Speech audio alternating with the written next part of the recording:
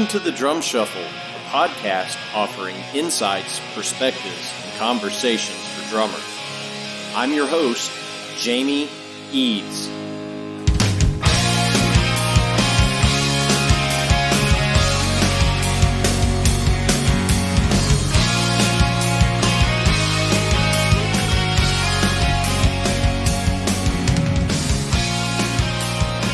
Hey, how's it going out there, everybody? Welcome to the Drum Shuffle. Jamie Eads joining you as I do each and every week. This is episode 100. We have made it to the 100th episode, and as I stated to you guys last week, I had no idea what I was going to do, but I'm going to take you through a little history and musical journey of me personally. I have hesitated to do it for over 2 years now, but lots of you have asked, so I'm going to take you guys through the biggest part of my drumming career right after this message from our sponsor, Los Cabos Drumsticks. The best kept secret for drummers is finally out. Los Cabos drumsticks may look like the sticks you grew up with, but these are not your father's drumsticks. Los Cabos Drumsticks is Canada's #1 drumstick brand, and they are coming to a retailer near you. With operations in over 28 countries worldwide, thousands of drummers have already discovered the Los Cabos difference. Using FSC certified wood from Canada and the US, Los Cabos make the finest quality drumsticks, percussion tools, and accessories on the market. The best news, Los Cabos Drumsticks offers you a ton of choice. They have 22 individual drumstick models and 14 percussion tools, many of which are available in 3 different wood types: maple, white hickory, and red hickory. Red hickory comes from the center or heart of the hickory tree and has been independently proven to be both stronger and more elastic than white hickory without adding a lot of weight.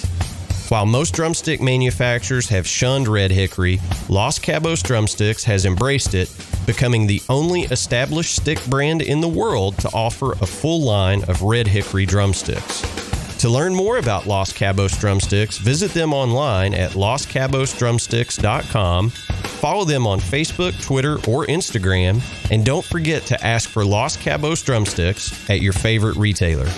Dare to be different. Join the Red Hickory Revolution with Los Cabos Drumsticks. All right, guys and girls, as I mentioned in the intro, I'm going to give you guys just a little bit of history on me. And I did not want to make this episode specifically about me, but about what has made me into the musician that I am today. And it is, I'm going to place direct responsibility on 4 human beings, and those are my bandmates from the band Funnel.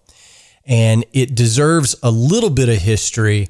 I moved to Georgetown, Kentucky when I was 12 years old, after my parents divorced. My mother was a registered nurse, and she took a job at the very fast-growing hospital here in Georgetown, Kentucky. They had just built the Toyota factory in Georgetown, and the hospital was growing, so they hired her. But I grew up in South Central Kentucky on a dairy farm. My being for the first 12 years of my life was that of a farm kid, and the thought of being a drummer had never crossed my mind until I came to the city, as it were, a very small town called Georgetown, and got onto MTV. First time I'd ever had cable TV in my life.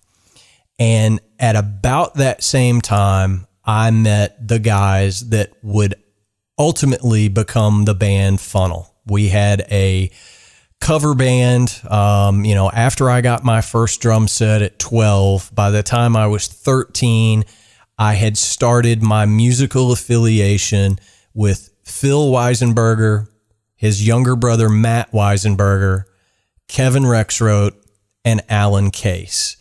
And we started playing our first gigs at the little, teen center in Georgetown by my freshman year in high school. That would have been 1991. I think I got my first drum set in 89. So we spent a couple of years practicing. And then after high school, we all kind of went our separate ways. We went off to college. I moved to Memphis, Tennessee for a year and a half, 2 years, something like that, and played in just every situation I could, but I was still very young, 18, 19, 20 years old, something like that. And when I came home, we reformed and started writing original music. And that original music ultimately led to the band Funnel. And, we were never hugely famous at all, but we came really, really close to a record deal. And we thought that was the be all end all back then. But we got to do some incredible stuff in about a 3 or 4 year period from 1998 through about 2001, 2002. Just an incredible journey. And since that journey, it never really ended. Funnel never really said, hey, we're not playing anymore. We never said, we're going to stop recording. We're going to stop writing. We just kind of started our families and raising our kids. And we all went on to play in various other musical contexts. I've been in many different bands for periods of time up to 7 or 8 years.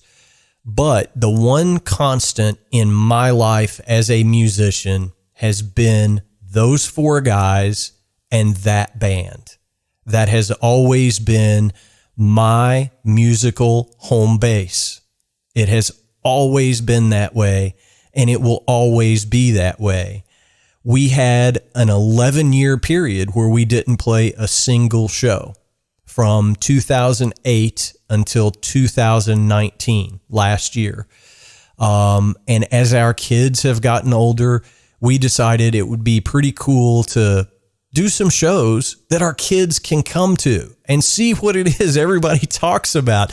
Oh, you should have seen your dad 20 years ago, opening up for Peter Frampton in front of 30,000 people, things like that. So when I was thinking about what to do for the 100th episode, I didn't want to sit here and talk just about me. I wanted to talk to the people that have been the biggest influences in my musical life. So that's what I did. I got all 4 of my bandmates on here via telephone because we can't really be together right now during, the COVID-19 global pandemic. We have not gotten together and played since early March when everything shut down, and we're all kind of chomping at the bit to get back into the studio and hang out and play music together once again. So I hope you enjoy this. I hope it gives you a little bit of insight into my craziness and what has gone on in my life. I hope it doesn't come off as self-absorbed or, boastful, because that's not what it's meant to be. I just thought I would give you a little glimpse into what my 30 plus years of playing drums has looked like. So my first guest today is my best friend in the entire world. He was the best man at my wedding. He runs the studio that I record in all the time. Just a fantastic human being, a great guitarist, a great bassist. He has been the bass player of Funnel since its inception back in 1997. This is my best friend, Phil Weisenberger. Philly Joe, how are you, brother? I'm good, man. Good. So are you sequestered in the studio this evening? I am hanging out here. Yes, sir. All alone. Yeah, I hear you, brother. Well, in the words of the Grateful Dead, what a long, strange trip it's been, right? Yes, it has. That's right. So, man, you and I have been playing music in one form or another together for going on 30 years. I don't mean to date either one of us, but we started playing together when we were very young men. Man, it has been a long, strange trip, no doubt about it. Yes. What are some of your favorite memories of Funnel, I guess, or even, our band prior to that? What are some of your favorite memories? Favorite memories? They're all great, Jamie. There's just a couple. I don't know if I could pick out a few. I remember when we first started Funnel, I was a guitar player. I switched over to bass, and I really didn't have the bass mindset. You just looked me in the eye and said, just follow the bass drum. and that was my guiding point from switching from a guitar player to a bass player. And we played Cincinnati with Peter Frampton. That was a pretty big highlight. Yeah. Getting thrown into a festival the next day in Lexington, meeting a manager. That's pretty a highlight. That was pretty cool. But so many friends that we've met along the way, and so many great people. It's just an adventure, and it still continues in some way or shape or form. Yeah, no doubt, man. And that's what's crazy. We had a 11-year hiatus where we didn't play any public shows. I mean, we always got together and played in that interim, but we were all off busy raising families and, working our day jobs and doing our thing. But, it's really interesting. We were just starting to I don't know, gel as a true band again when all this, global pandemic stuff started. And, now we haven't gotten together to make noise for, a couple of months, and it really sucks. Yeah. But on the grand scale, we went for a year or so without playing. Yeah. I think that we'll weather this and come out even stronger with a greater appreciation for the time we do get to spend together. So yeah, I agree. Let me ask you this. Obviously this show is all about, drummers and whatnot, but I'm curious. I'm going to pick your brain a couple of different ways. As a bass player, what makes a good drummer, a good musical partner as a drummer, as a bass player? Well, someone that's solid and steady, kind of the director kind of guides. I look to the drummer as kind of guiding everyone along on where we are, where we're going to change. We all work together. We're locked in with the drummer. I look at the bass as like the glue between the guitars and the rhythm, the drums, some type of solid there. But I look for a drummer that's going to keep us all locked in tight together. So yeah, that would be my answer. Yeah, no. And I think that's, a role that most drummers try to, fulfill, certainly is to do that. But now, you've been doing the recording thing, you've got a wonderful studio and you've been, outside of Funnel, you and I have worked together for a lot of years. I've done a lot of different recordings with you over the years. From a producer standpoint or a recording engineer standpoint, what makes a good drummer? Clean hits, not hard on the drums, light on the cymbals, the ability to make slight changes to maybe ideas that we might have to improve the song or the arrangement. I just think solid and steady with the hits. You don't want light hits than hard hits, and somebody that's good and steady works great. Good gear, but you can also take less than stellar gear and put some solid heads on it and tune it up nice, and and sometimes it works great for rock and roll. Yeah, for sure. I mean, I guess knowing how to tune is really important. You know, I mean, I know that we've all struggled with, you know, whether it's a backline kit that you're, you know, borrowing for a show or whatever, or, you know, somebody comes into the studio and their gear isn't tuned very well. It makes your job a little bit harder, right? Yeah. I mean, tuning is a huge part of it. You know, someone that can tune well, with all the things working together, you know, there's so many pieces of it where you could say this is the key.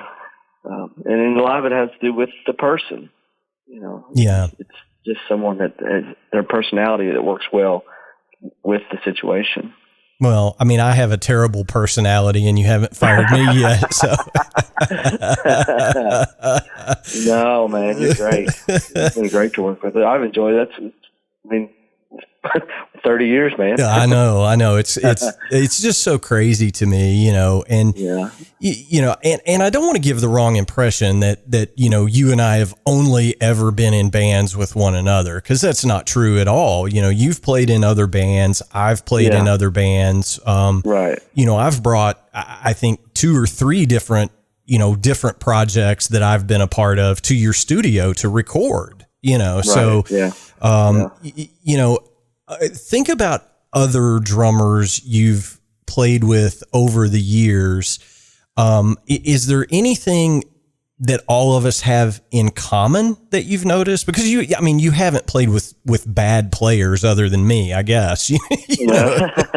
But I mean, I don't know if I could pick one thing that they all have in common. It might be the sense of, for me, I look to the drum. Like I said, I look to the drummer kind of to guide us through. So I'm always kind of watching the drum and seeing their, you know, kind of watching eye to eye and seeing what they're playing, and you get that connection as far as when we're going to change and when we're going to do stuff, and you get to be a little tighter, I think, when you can have that unspoken communication, and that's of the great drummers that I feel like I've played with.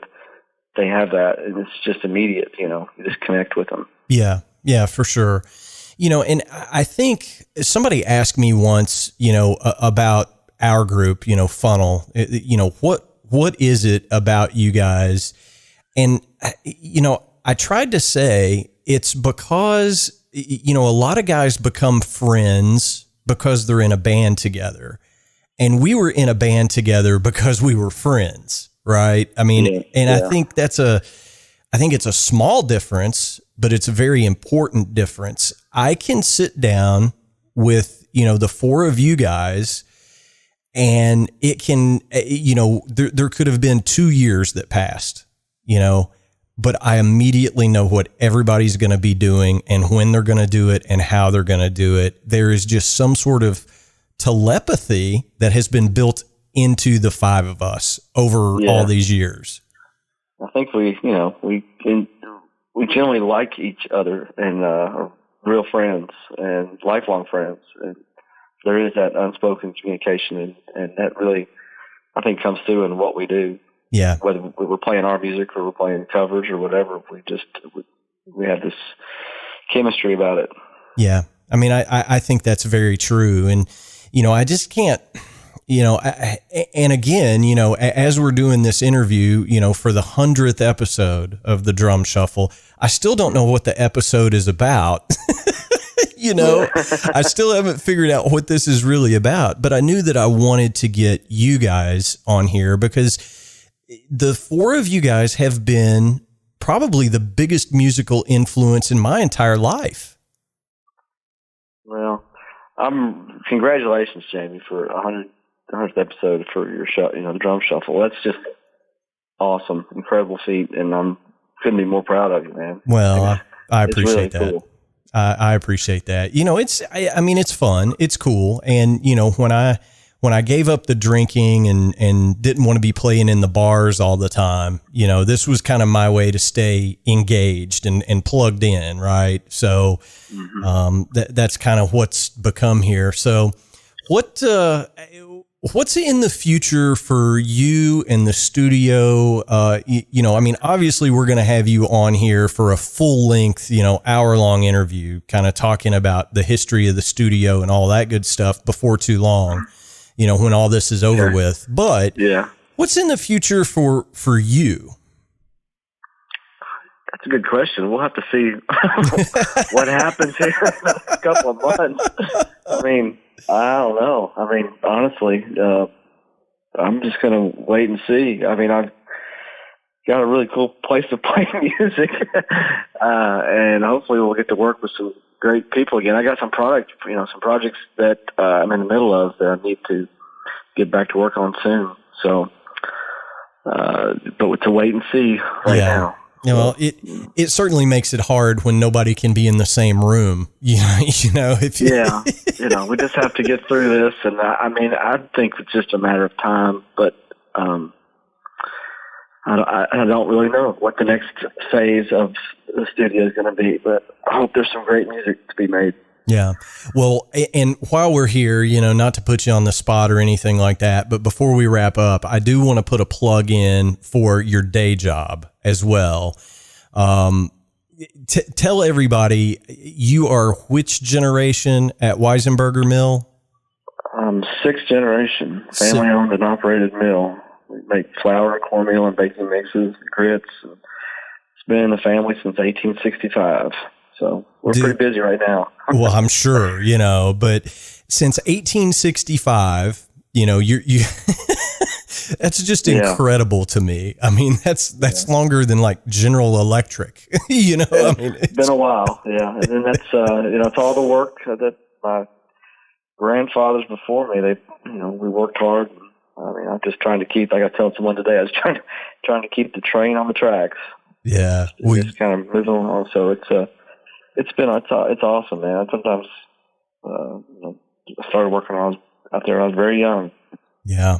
Well, it's just such a cool family owned business. And, so I wanted to at least plug that. Your all's web address? Weisenberger.com. Weisenberger.com. Awesome. I'll put a link up for it too, man. Thanks for taking the time to do this. I really appreciate it. Yeah, man. Appreciate it. Of course. Congratulations again, man. Congratulations. Thank you so much, brother. I really do appreciate it. We'll get you on for a full length here before long, but I appreciate you taking part in the 100th episode, man. Thank you. All right. We'll talk to you soon. See ya. All right. So I hope that gives a little bit of insight into how this all is going to go on this 100th episode of the Drum Shuffle. Next up, I talked to another one of my best friends. I consider this guy a brother to me, also a groomsman at my wedding. We've just been through so much together, and he was the direct link to introduce me to Phil and Matt Weisenberger and ultimately Alan Case. Just one of the nicest guys you'll ever meet. Our rhythm guitarist, he is my Brad Whitford, Kevin Rexroat. Kev, brother, how are you, man? I'm very well, Jamie. Thank you so much for taking some time out of your schedule to come on the Drum Shuffle. I appreciate it, brother. Well, it's an honor, Jamie. Oh, no, it's not an honor. Come on now. Absolutely. No, this is all good. So, this is the 100th episode, and I mentioned to Phil, I still don't even know what this episode is about, to be honest with you. But the way I'm looking at it is, we all have our musical influences. And I would have to say that the four of you guys have been the biggest musical influences on me in my entire life. I mean, we're coming up on 30 years together in one form or another. Isn't that crazy? It's really, really hard to believe at times that it's been 30 years, but above and beyond that, we grew together. We've grown up together. So, music has just been a part of that maturation.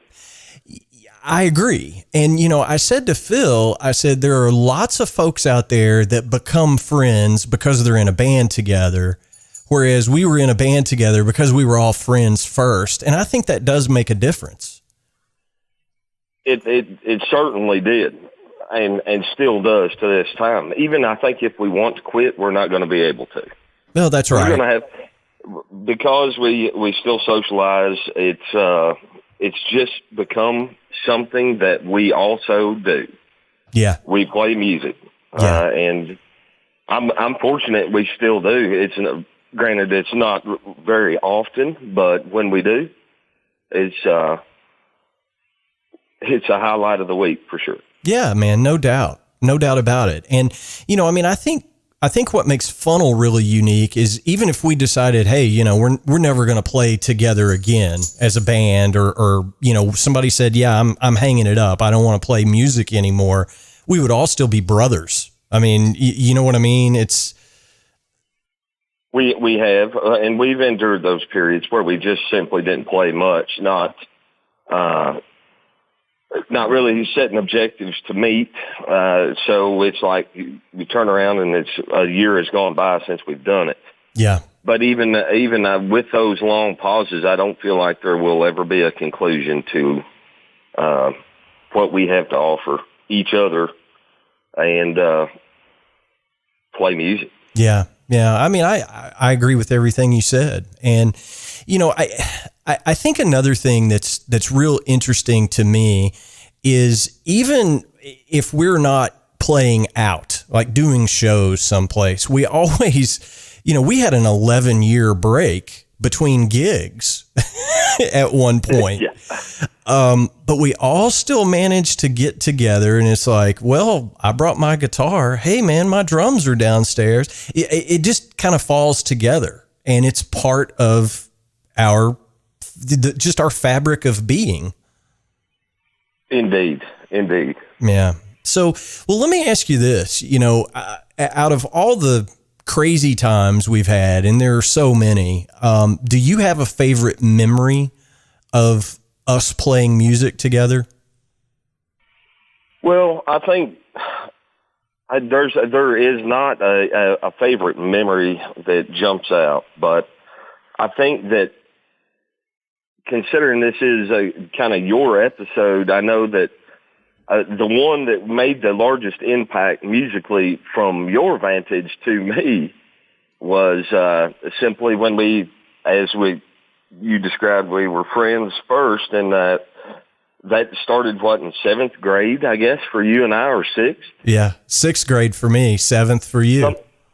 Something of the sort. So I don't know if you and Phil discussed the fact that, we were in a lurch and in need of a drummer for our little first show, but simply when we came to hear, you said, hey, I play drums, and so my mother drove myself and Matt up to check you out to see if that was if you were going to be able to fill the needs for our little 5 or 6 song set at the center of town, the teen center in Georgetown. And we go in the basement, and you had erected a proper drum riser and had your Pearl kit set up, and it's as if you were playing for the masses, but yet down in your basement by yourself. And so it was as simple as, yeah, guys, well, check it out. I'll play a song or two, and boom, press play on with the console speakers, and we deemed it the Thunderdome because it simply was unbearably loud. And right out of the gate, Dr. Feelgood, note for note, and I mean, just blew our minds, our young, very impressionable minds. And at that time, it was like, yeah, we can do this for sure. So that made it's a lifelong impression on me, and as well Matt, as one of the steering mechanisms of our musical endeavor. But it was definitely telling about you as a drummer. How do you attack each song? And you have the knack to hear it and be able to reproduce that. Well, note for note. Well, you're making me blush, but I mean, as a youngster, It's all I wanted to do. I mean, everybody else wanted to like go play basketball or we're on the baseball team or whatever. It was always about drums for me. I mean, it was like my life. Like, this is my ticket, out of this place eventually is kind of what I thought. And I just, when we started playing together in high school, it was, we were just a cover band, and it just sort of evolved over the years. And then when we all got to be, college age, we started writing music, and we had some pretty cool experiences, as an original band, and probably came as close as you can get to making it, quote unquote, without actually doing it. And it all, looking back now, it just all seems like a whirlwind to me. How do you look back on those years?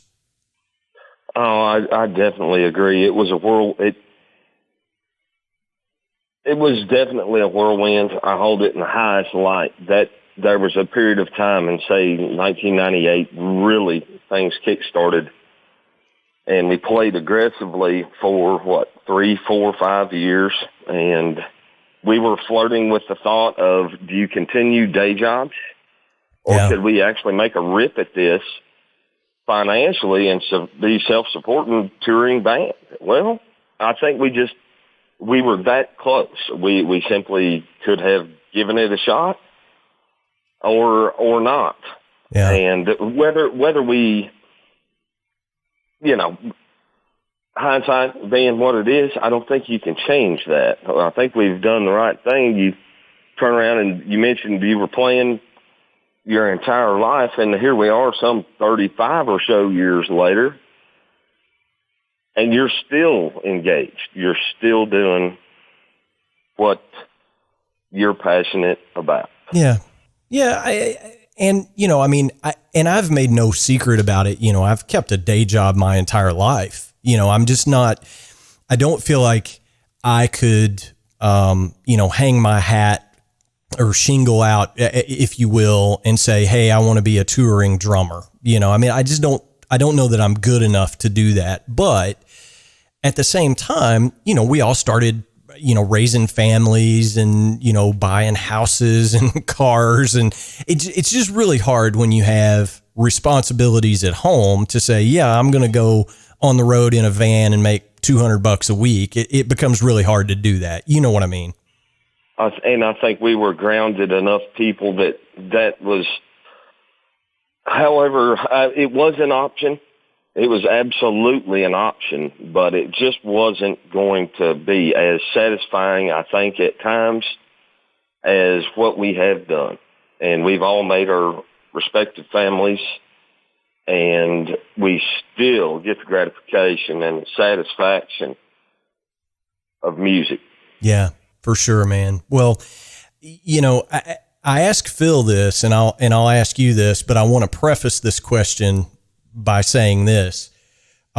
You have been just as a rhythm guitarist. I mean, that's how I would describe you. You are my Brad Whitford. You are my, I don't know, Gary Rosington. Just your rhythmic guitar playing. I have yet to see somebody better at that role than you. And I mean that sincerely. You are exactly what I need as a drummer from a melodic perspective. You and Phil plus me make up that rhythm section of Funnel, and it's a force to be reckoned with, in my opinion. It just, nothing feels as good as that. So I wanted to tell you that. But my question is, what makes a good drummer and or rhythm section to you? I've never asked you that question, but what makes a good drummer and rhythm section to Kevin Rexroat? Well, firstly, I appreciate the flattery. I mean, it's a high honor to have you say that and put me in the likes of Aerosmith or Skinner or any of the sort. But I think that an extension of that with Phil and yourself and me kind of locking all that down, again, it's, I think, time.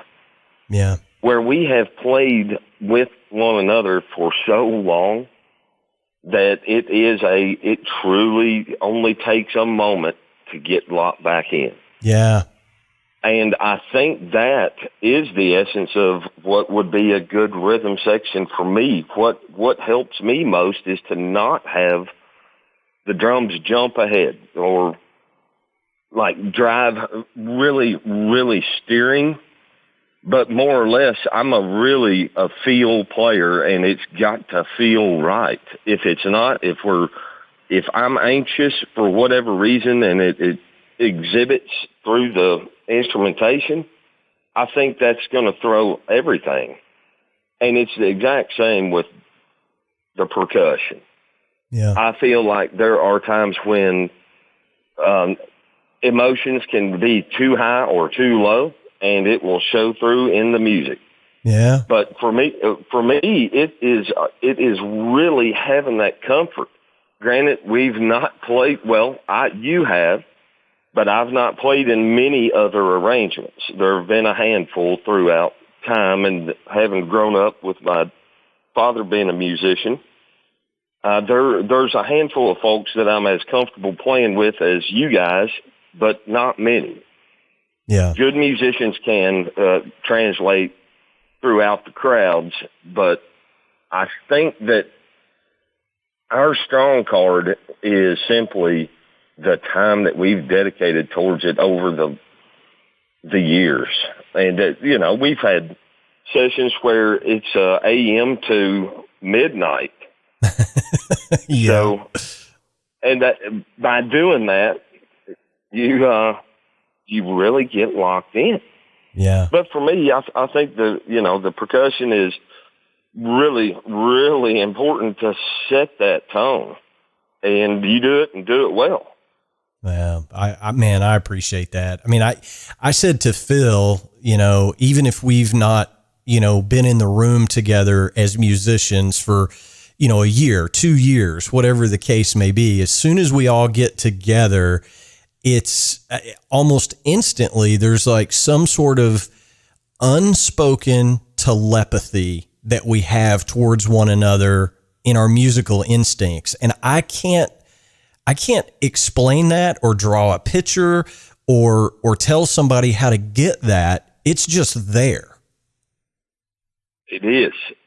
And it's nearly impossible to describe, but you've gotten really, really close to describing it there, because it's unspoken. It's spoken through the instrumentation, and with Alan's vocals the same. I mean, it provides a natural high.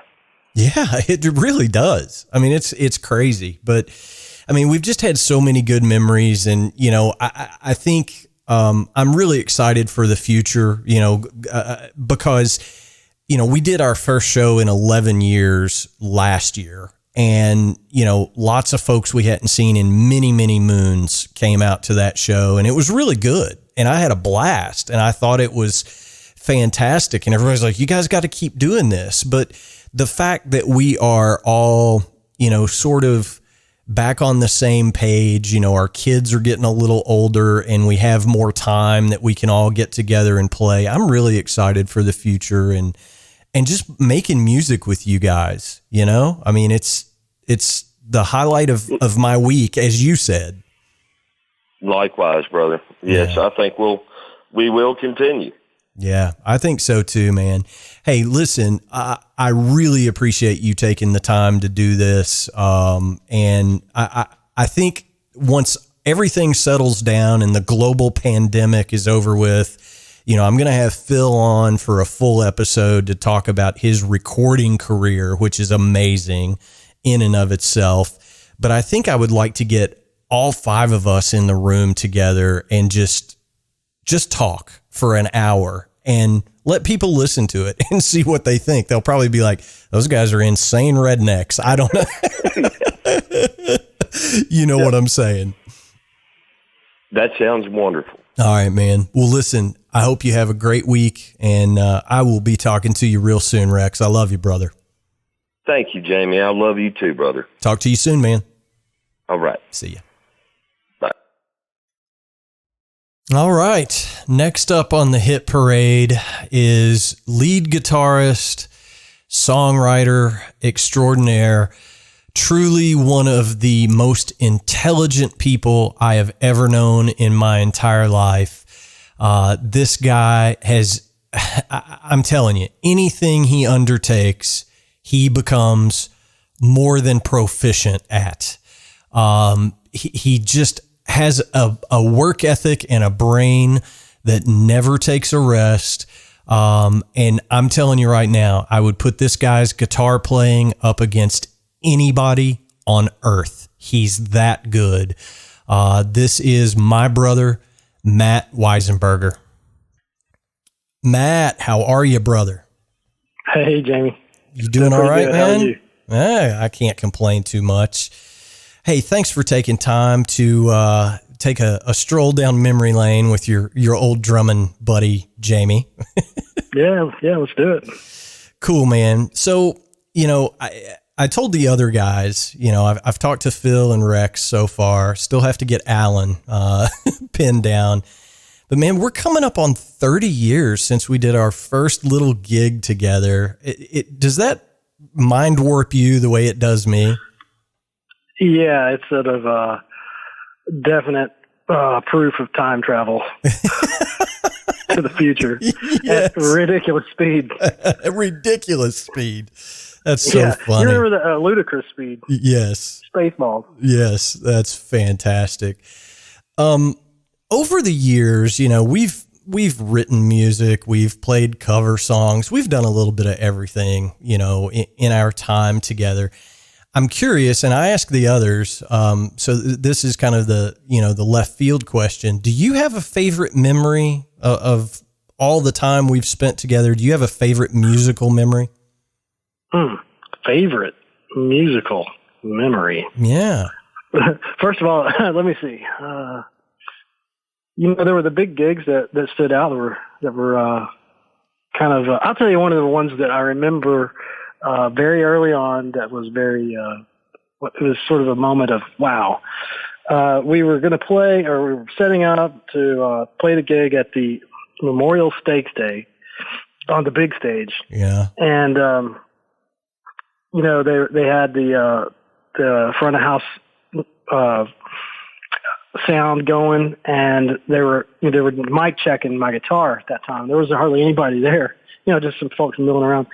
And they put the mics through, and suddenly I hear my guitar going through the front of the house, and it was just, I could just, just kind of feel the power. I'd never really hit a guitar and heard that much sound coming out ever. Yeah. And it was a moment that sort of, made my eyeballs light up for a second. And that's, you remember that gig? That was a long, long time ago, but I remember for the first time, standing on a stage that was, where a 5-piece band was spread out that much. And then you hit a guitar note. And it's just, wow. Yeah. It was pretty incredible. I kind of had the same thing. We line checked the drums first, and, the sound guy was like, kick. And so I start boom, boom, boom. And it was literally like, we're on the infield of a racetrack, basically. And I just remember thinking, oh my God, I might hurt somebody with this bass drum. Yeah. It's just massive. They had a power station going down there to put whatever million watts power out that thing was. Yeah. That was a good gig too, man. I mean, I don't know the exact numbers, but I'm guessing it was, a few thousand people, 15,000, something like that. And that was kind of our coming out party as an original band, really. It was pretty crazy. Was that 1998? That was 98. Yeah. So that was summer of 1998. Yeah. That was early summer. Yeah. It was Memorial Day, actually. Right. Which was, I think we had released the first album just like the days before, or maybe that was the first time it was ever available. I can't remember, but, Yeah, it's pretty crazy, man. Now, you've played in numerous other musical situations. I'm curious, you're such a good guitarist. What makes no, I'm being dead serious, man. You're my Joe Perry. You're my Keith Richards. You're my guy. What makes a good drummer in a band? I think I can maybe unpack this a little bit, but there's like two things. There's I guess maybe like two levels. Like the first level is like timekeeping. It's like keeping the tempo of the song moving along the way you want it. Maybe you do want a tempo change, but most of the time it's pretty steady. And so one of the things that I see oftentimes is real good drummers can play real slow and keep it slow if they want. I'm super guilty of that from a guitarist point of view. Is always trying to speed things. So tempo is like first level, and then for me the next level for drums and rhythm in general, but particularly like a drum kit, I think is like, I don't even really know how to put it in words, but it's almost like making the drum set breathe. It's real organic and it's really musical. So if you have the rhythm, the tempos, and you're keeping the time, and then the next level is that you're making the set breathe. It's become an organic instrument, and it's very musical.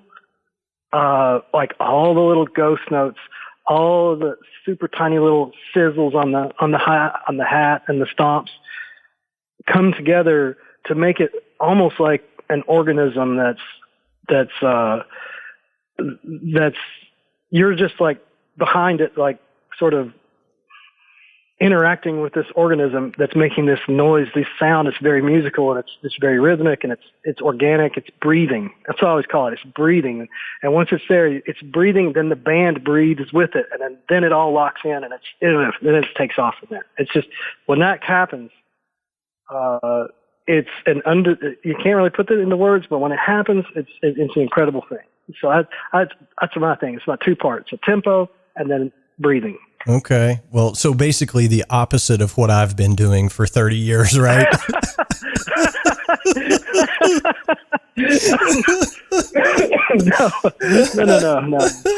No. And you kind of, you were asking me, overcross my musical endeavors. Yeah, no. I get it, man. I couldn't resist to get that in there.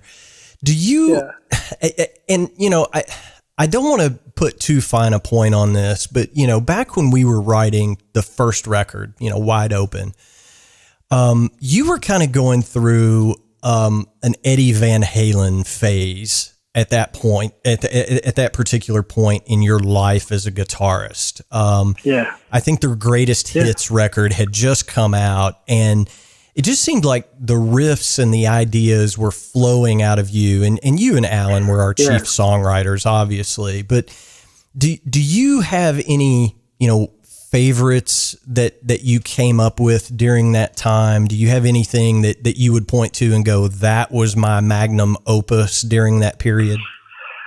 Yeah. So you're right. I was really at that time. The Van Halen thing was really kind of, and it's weird because I hardly play any of that anymore. But the Van Halen sound, which when I look back on it right now, it definitely had a lot of things going on at that time. A lot of open, droning strings in the mix. Yeah. But at that first record, the song All the Same had that. And, I had no idea really. I wasn't thinking about it analytically at all. I wasn't even really, I was just trying to capture, I guess, the feel that I was going for and listening to and hearing in my head at that time. And, you know, it's looking back, it's got a lot of hanging sevenths in it. Yeah. And they resolve to the tonics. And when that happens and you let it drone out over some open strings, I mean, even throughout the main chorus riff, same thing, and then through the verse had open strings through it, the open B and open E string through the whole of the verse. So that whole thing of like ringing out notes, droning out notes like that was a kind of a signature thing that kind of happened at that time. It did have a lot of, I remember it had that kind of Van Halen feel to some of the songs for sure. Yeah. And even when I look back to it, another song like that comes back to my memory. We never recorded it for real, but it was Faith Above Reality. Oh, yeah. Was another song that had a lot of droning out notes in the chords, and those two are actually some of my favorite two songs that we ever recorded. That's cool, man. I think the reason why, you know, Faith Above Reality, I think the reason we never really pursued that, you know, for real as a release or whatever is because it was like 7 minutes long. It was, yeah. Who's going to play this on the radio? Nobody. Okay, we'll pass. Well, yes. Yeah, 7 minutes. Kind of like Skinner's Freebird. Yeah, Queen's exactly. Bohemian. Yeah. Everybody's got to have a 7 or a 9 minute song in there. It's like a prime number. Yeah, it is. And I think it's brilliant when you have those songs. You know, and I want to be respectful of your time, but, you know, this is a question that I've always wanted to ask you. And I want to preface this by saying you are Dr. Matthew Weisenberger, Mr. PhD. But how does it feel to be the smartest person in every single conversation you've had in your life? Yeah, that's far from the truth. Far from the truth. I've classify as not the smartest cookie all the time. That's for sure. I'm teasing. I'm teasing you. It's just you take music to a level. To me, this is just my opinion, but you take music when we are in a band setting. You take it to a level that sometimes I can't even understand because I don't play any melodic instruments. I'm a drummer, obviously.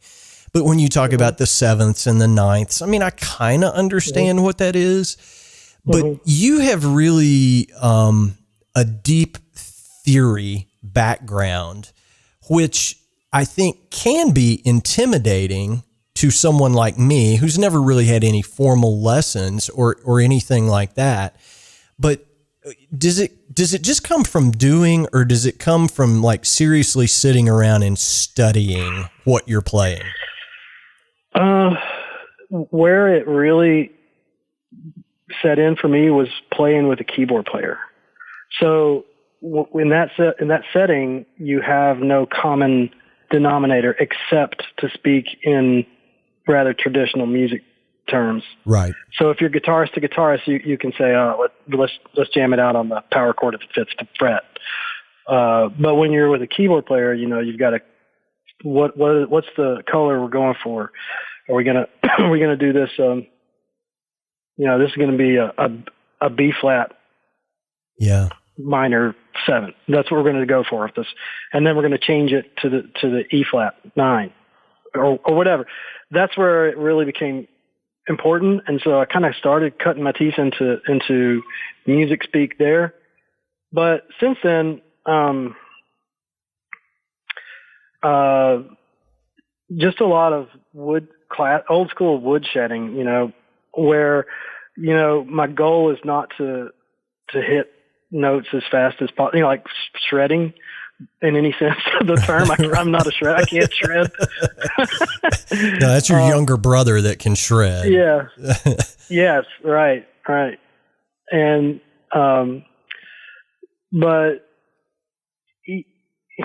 it's not that I'm interested in being like just, I guess, capable or you know, in the music speak in terms of chordal discussions and things like that. But what I end up doing is I try to associate that to real sound. Like when I hear a sound, can I tell what that sound is?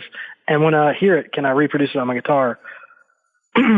Yeah. Like when I hear a suspended fourth, that's to me like a sus4 chord. I can hear it, and then I can go back on the guitar and I can boom. That's the sus4 chord. Clearly like a power chord, which is just first and fifth. Bam, you can nail that out.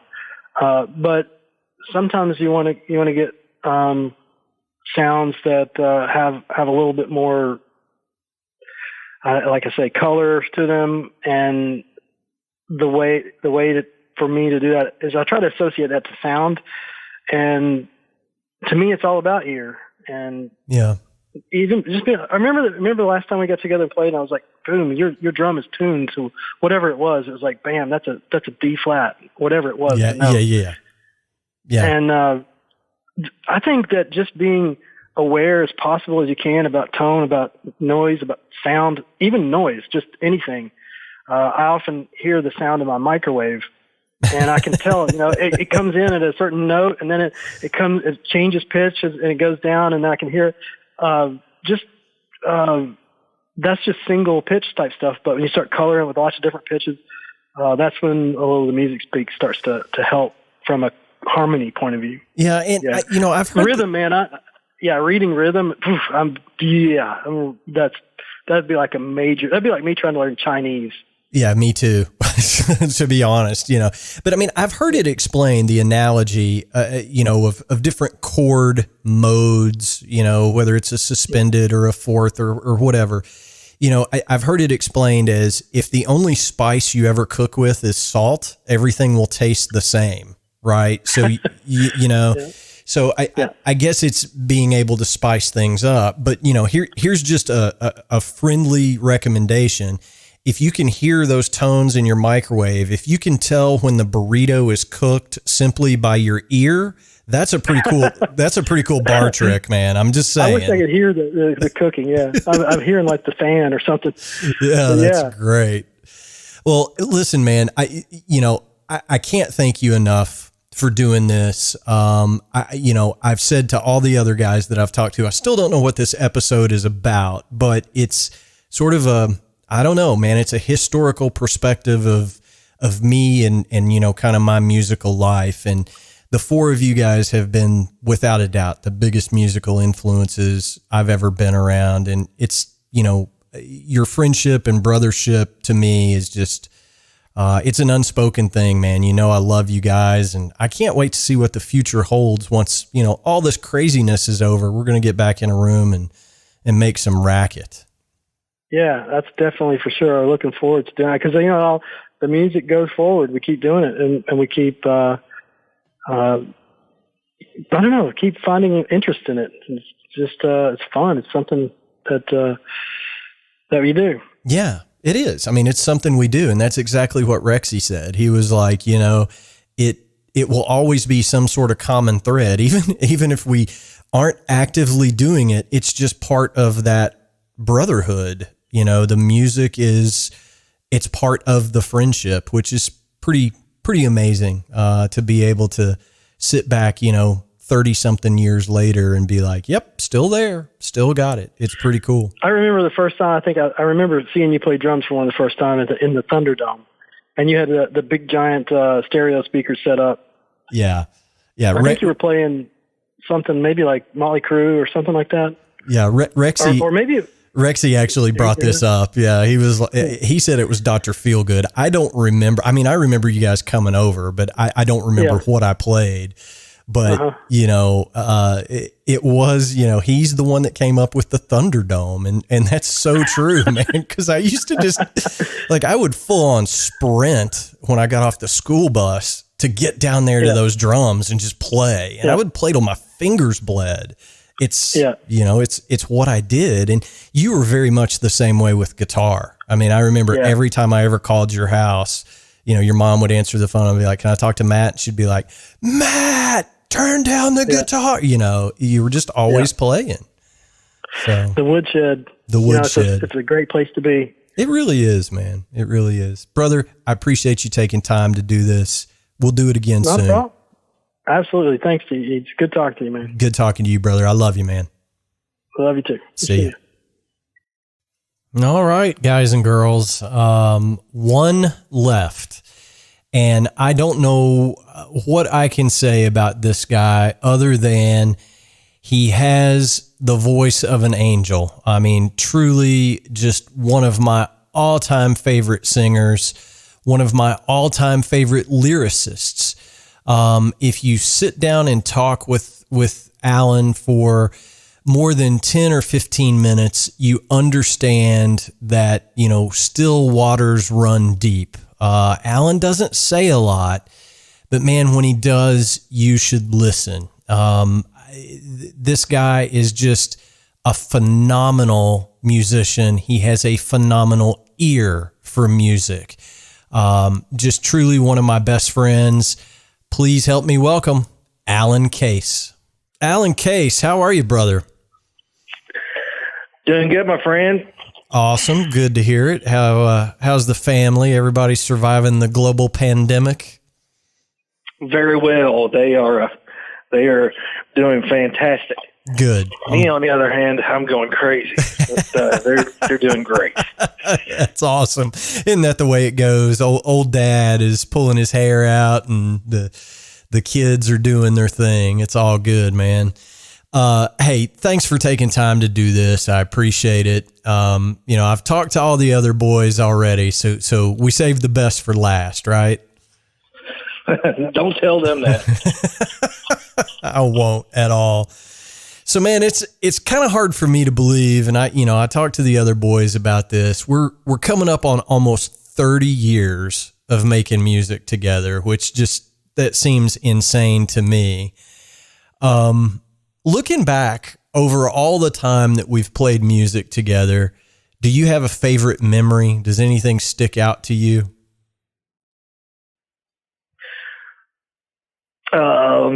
Playing in downtown Cincinnati. That was the best for sure. Oh yeah, that was the Peter Frampton gig, right? Jamming on Main. Yeah. Yeah, that was pretty cool. I mean, that was. I just remember we were the first band, I think, on the bill that night. And I just remember we started into our set and there might've been, I don't know, 20 or 30 people there. And 30 seconds later, all I could see were people as far as I could see. I've never seen that many people before. It was huge. It was fantastic. And hearing all the guitar amps rocking off and bouncing off those buildings, it was just it was quite the sound. Yeah. Being downtown in a big city like that. Yeah, that was a pretty crazy gig. I'll give you that. Over all the years, you've been pretty much our chief songwriter. You and Matt, obviously. Matt came up with a lot of the melodies and riffs and things like that. Do you have a favorite that you've written? I mean, was it the old stuff, the newer stuff? I mean, do you have something that sticks in your mind as that was it for you? I enjoyed all of it so much, but for me, it was more of a collective thing. Nothing really sticks out as being better than the other. It was just all kind of a place and a time and a feeling, 20 years ago that was of writing your own music and getting to play it for people and people halfway enjoying it, having a good time. Yeah. That was what I think about it. I don't miss, the song as much as I do just the moments, in time. Yeah. I mean, I understand that. And, I didn't ask any of the other guys. The name Funnel, Do you remember where that came from? I remember walking in and you all going, "Our name's Funnel." I'm like, "Yes, okay, sounds good." I must have missed a good one last night since you all got it knocked out. I was like, "Okay, game on, whatever, let's do it." Well, I remember you saying, and the story is, I'll tell this. Rexy was in the fridge digging for a beer, I think, after rehearsal one night. And I just remembered this story of him. I remember years and years before we were youngsters, him digging in a cooler for beer, and he had a beer funnel hanging out of his back pocket. I'll just never forget that. And I don't know why, but it dawned on me in that moment. And I said, let's call the band Funnel. But you had a really cool take on that. You were like, yeah, we're taking 5 people who are influenced differently by different things and kind of distilling it down to a collective effort, which I thought was a really cool, idea about the name. I thought that was really cool when you said that.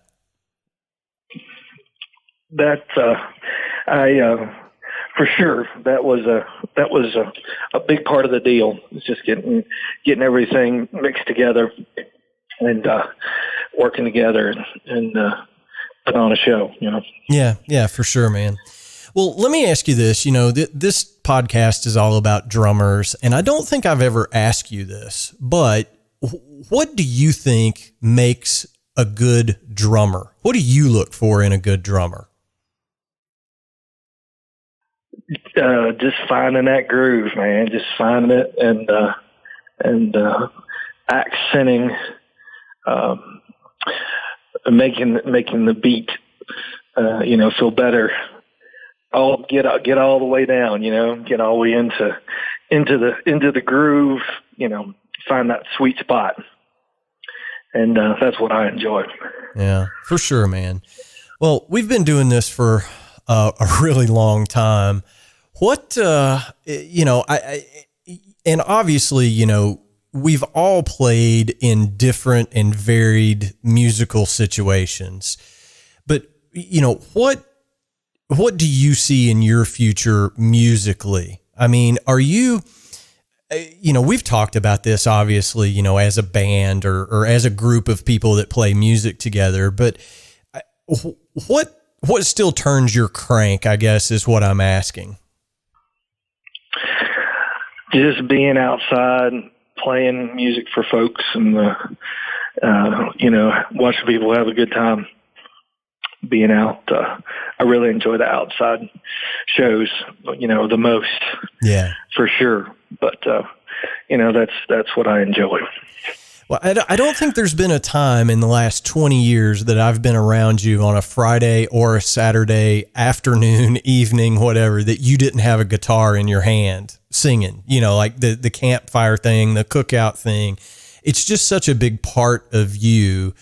That's like the common thing. Every time I see you, you're like, let's get out the guitars and pick one. You know what I mean? It's just like, such part of your fabric, I think.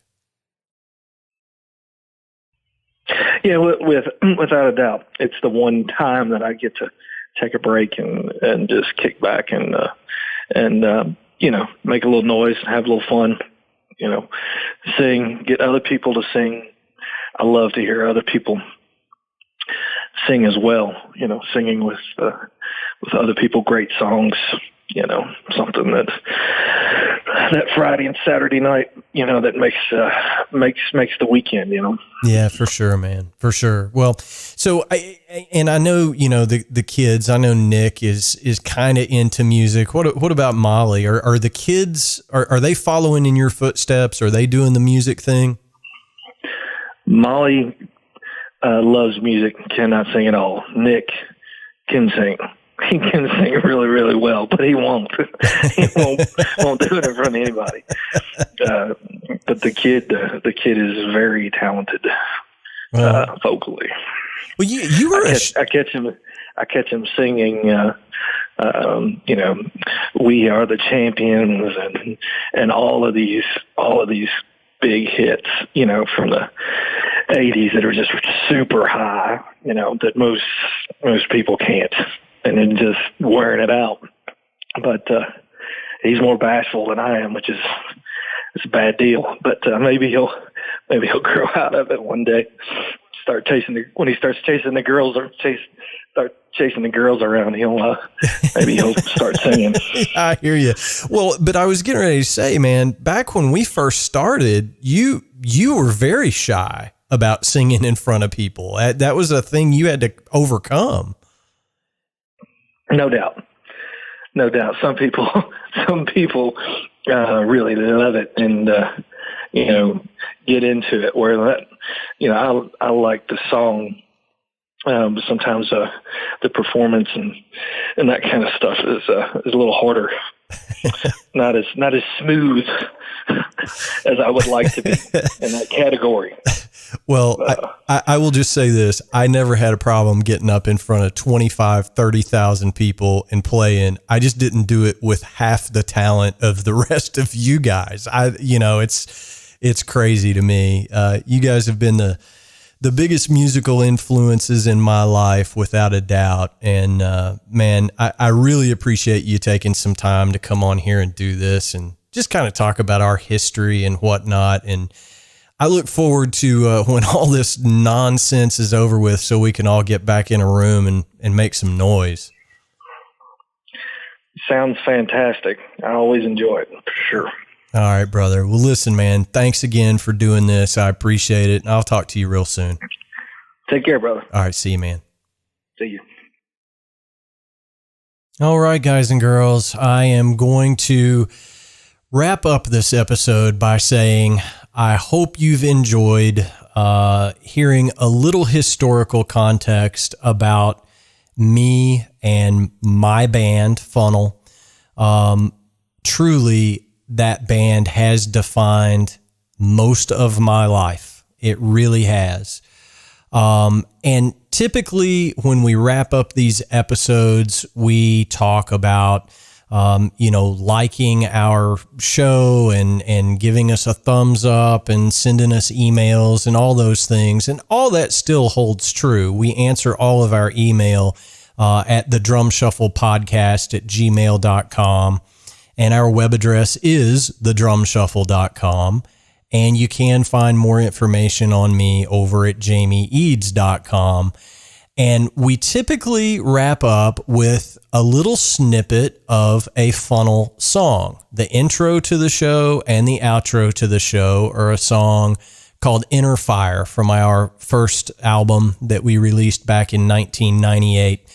The link for this show that's going to be over at thedrumshuffle.com is going to be a link to our CD Baby store. We released a 20th anniversary edition of that record last year. If you are so inclined to pick up a copy, we would certainly appreciate that. But please don't feel obligated. We're available on Spotify, on Amazon Music, things like that. We'd like it if you would just check out some of the music. But I'm actually going to wrap with the song that Matt mentioned in his segment of the show called All the Same. That's going to be my outro for this week. Thank you all so much for listening to the Drum Shuffle. Thank you so much for sticking around for 100 episodes. When I started this endeavor, I never thought that I would do 100 episodes of this show. We're going to keep going strong. I have done interviews with Troy Laketta of Tesla. He'll be coming up here in a couple of weeks. Our old friend David Parks will be our guest next week. We've got some great shows coming up. I hope you'll continue tuning in to our podcast. We thank each and every one of you for doing so. And thanks so much for tuning in to this special 100th episode of the Drum Shuffle podcast. Until next time, may your heads stay strong and your sticks never break. Cheers, everybody.